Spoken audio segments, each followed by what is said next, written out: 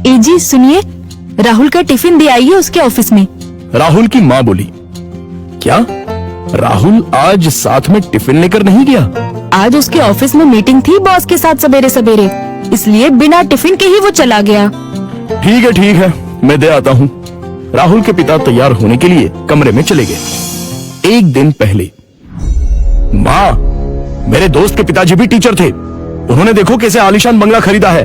नहीं तो मेरे पापा, हम आज भी इस किराए के मकान में रहते हैं। राहुल गुस्से से बोला। राहुल, तुम्हें पता नहीं शायद, पर तुम्हारे पापा घर में सबसे बड़े थे, इसलिए 2 बहन और 2 भाइयों की शादी उन्हें ही करनी थी, और साथ में तुम्हारी पढ़ाई का खर्चा, और तुम्हारी बड़ी बहन की शादी भी तो थी। किसने किया ये सब? क्या फायदा इन सब का? उनके भाई बहन अब बंगले में रहते हैं। कभी उन्होंने सोचा है कि अपना भाई किराए के मकान में रहता है तो उसके लिए एक छोटा सा घर खरीद के दे दे? ये सुनकर माँ की आंखों में आंसू आ गए। उन्हें समझ नहीं आ रहा था कि जन्म दिया बेटा अपने बाप के बारे में ऐसी बातें कर रहा है। फिर माँ बोली, तुम्हारे पिता ने अपना कर्तव्य निभाया, अपने भाई बहनों से कभी किसी चीज की उम्मीद नहीं की। राहुल पागलों जैसा बोल रहा था।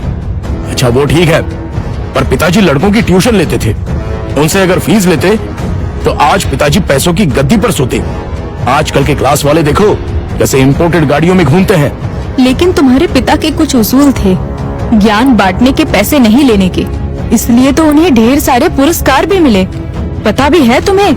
ये सुनते ही राहुल जोर से चिल्लाया, क्या फायदा इन पुरस्कारों का? क्या उनसे हमारा मकान बनेगा? पड़े हैं धूल खाते उस कबाड़ खाने में, कोई नहीं पूछता है उनको। तभी दरवाजे की बेल बजती है।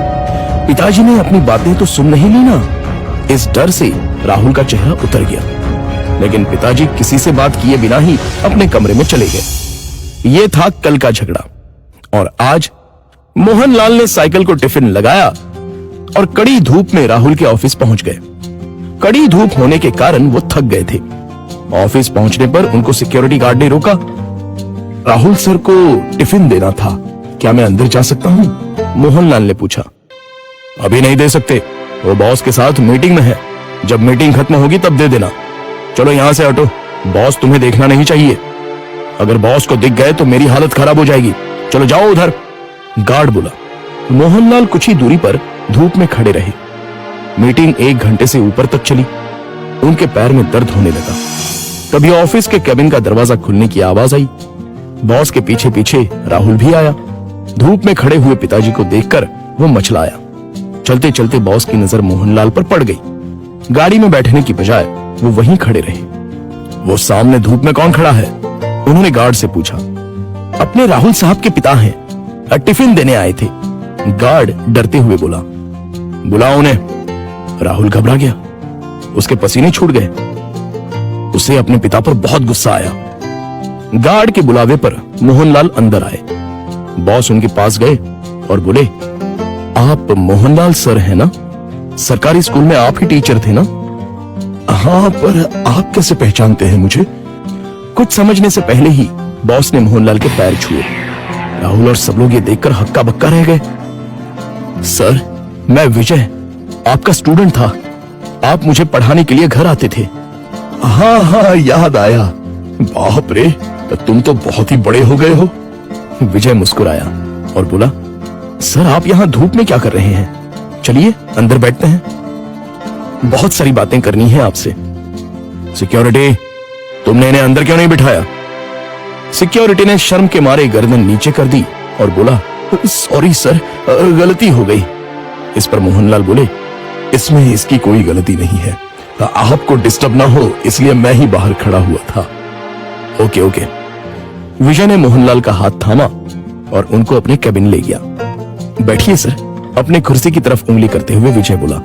नहीं, ये कुर्सी तो तुम्हारी है। मोहनलाल हिचकिचाहट से बोले, सर आपकी वजह से ही तो ये कुर्सी मुझे मिली है, इसलिए इस पर सबसे पहले आपका हक बनता है।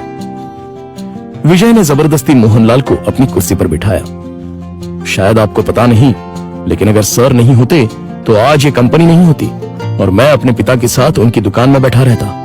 विजय ने अपने साथियों से कहा। राहुल और मैनेजर आश्चर्य से देखते ही रह गए। स्कूल के टाइम मैं एक एवरेज स्टूडेंट था, मुझे पढ़ाई में दिलचस्पी नहीं थी।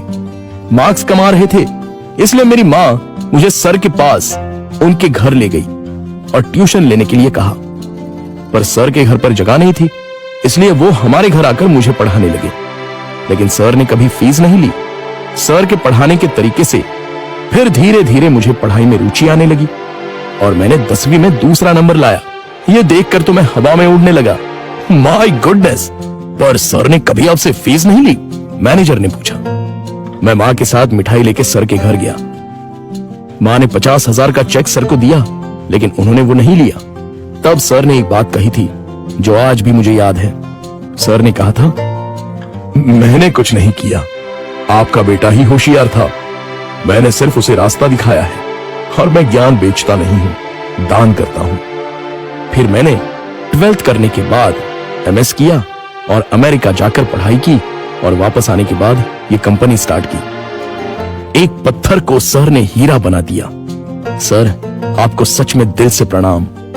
मोहनलाल की आंखों में आंसू आ गए। यह सच में कमाल की बात है।